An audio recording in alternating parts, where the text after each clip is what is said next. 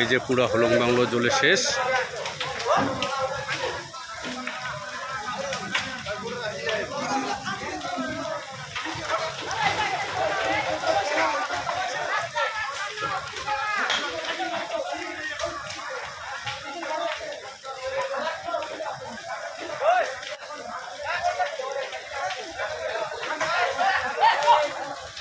এই যে জলদাপাড়া হলং বাংলোতে আগ লাগছে আজকে, আমরা এখানে আছি।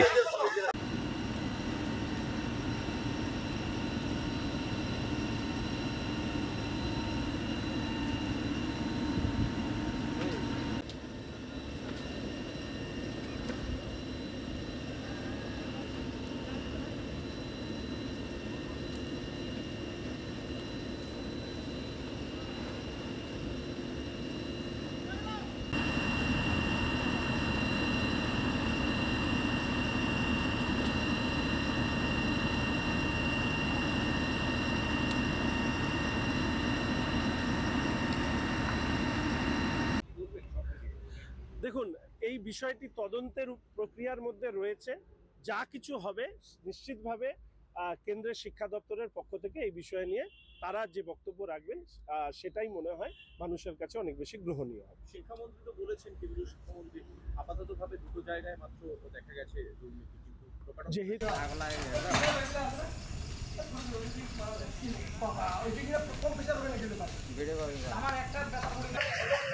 এই যে পুরা হলং বাংলো জ্বলে শেষ।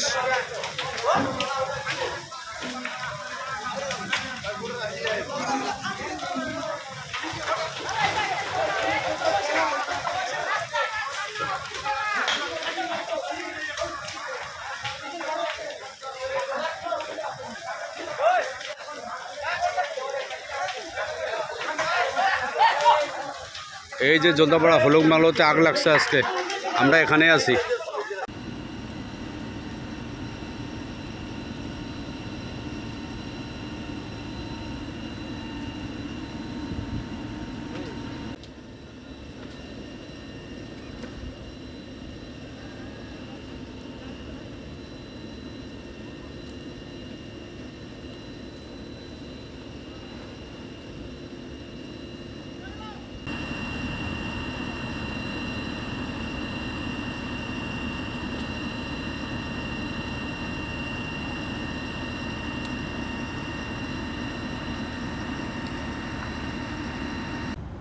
উত্তরবঙ্গের শুধু নয়, পশ্চিমবঙ্গের অন্যতম ঐতিহ্যশালী পর্যটন কেন্দ্র পুরে ছারখার হয়ে গেল।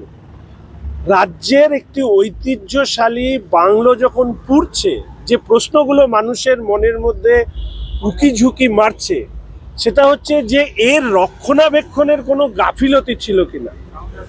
ইতিমধ্যে একটি বিবৃতি এসছে যে শর্ট সার্কিটে এই ধরনের ঘটনা ঘটলেও ঘটতে পারে। তাহলে এই প্রশ্ন উঠবে যে হলং বাংলোর যে রক্ষণাবেক্ষণ, তার সাথে যে এসিগুলো রয়েছে সেগুলো কবে শেষ চেক আপ করা হয়েছে, তার ইলেকট্রিক সার্কিট কবে চেক আপ করা হয়েছে। এটা অত্যন্ত পরিতাপের বিষয় যে এরকম একটি ঐতিহ্যশালী বাংলো পুরে ছাই হয়ে গিয়েছে।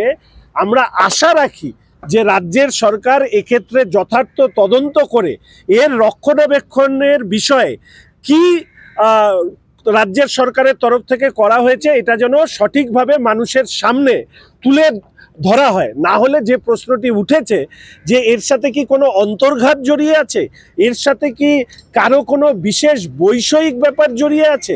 আমরা দেখেছি যে উত্তরবঙ্গে বিশেষত ডুয়ার্সের জঙ্গল সাফ করে দিয়ে সেখানে বিভিন্ন ধরনের রিসোর্ট এবং তার পাশাপাশি কমার্শিয়াল রেসিডেন্সিয়াল কমপ্লেক্সের অনুমতি দেওয়া হয়েছে।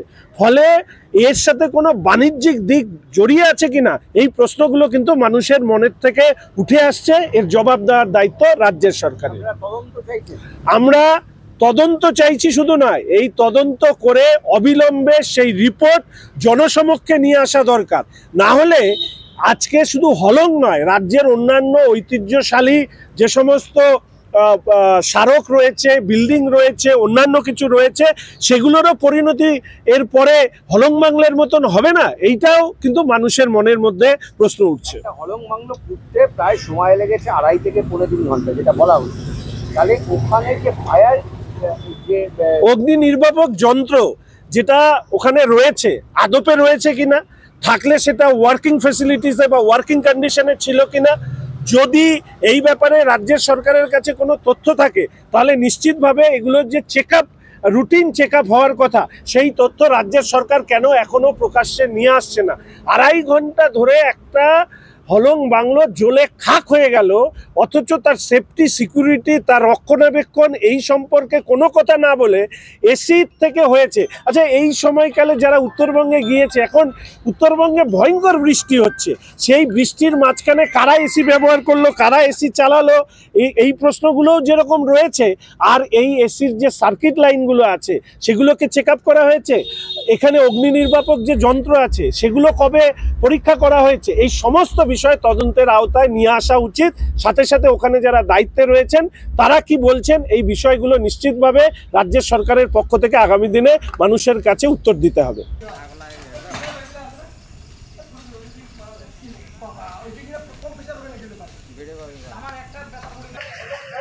এই যে পুরো হলং বাংলো জ্বলে শেষ।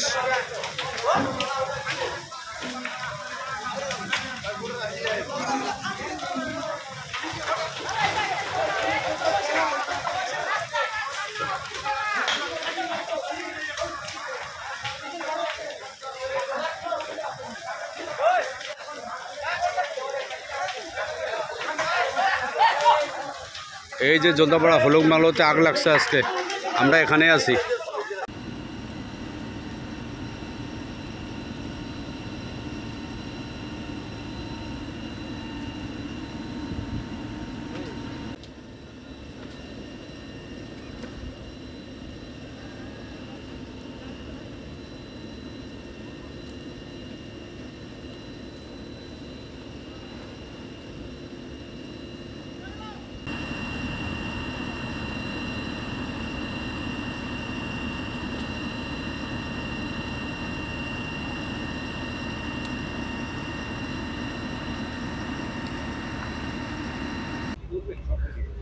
দেখুন, এই বিষয়টি তদন্তের প্রক্রিয়ার মধ্যে রয়েছে, যা কিছু হবে নিশ্চিতভাবে কেন্দ্রের শিক্ষা দপ্তরের পক্ষ থেকে এই বিষয় নিয়ে তারা যে বক্তব্য রাখবেন সেটাই মনে হয় মানুষের কাছে অনেক বেশি গ্রহণীয় হবে। শিক্ষামন্ত্রী তো বলেছেন, কেন্দ্রীয় শিক্ষামন্ত্রী, আপাততভাবে 2টো জায়গায় মাত্র দেখা গেছে দুর্নীতি, কিন্তু যেহেতু